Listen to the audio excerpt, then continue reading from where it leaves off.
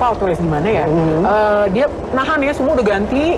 Enggak, dia justru masuk duluan. Ya. Nah, dia masuk. Settingan yang dekat yang ban panasnya, sehingga dia mau lebih cepat tampil. Jadi ya itu memang balik lagi ya feeling. Nah, kita akan langsung, udah berani bikin prediksi belum? 1, 2, 3. Mesti cocoknya ini sih. Berdoa aja mudah-mudahan sih. Aku udah berani deh, Quartararo deh hari ini. Jack Miller? Jack Miller deh. Oke.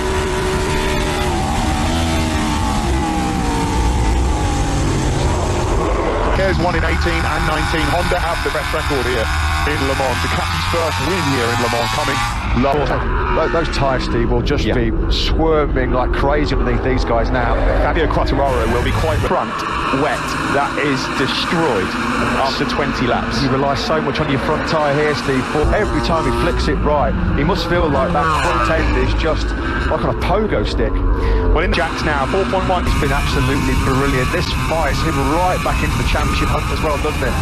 With a back-to-back races. Doesn't really get much better than that for Gigi Dall'Igna and Claudio Domenicali, who we know is going to be back at home in Borgo Panigale. Favourites. He finished 9th in the opening races in Qatar and got a pummeling in the media. He then crashed in Portugal. He buried some demons. He's his toughest critic. Nobody's hard on himself than Jack Miller.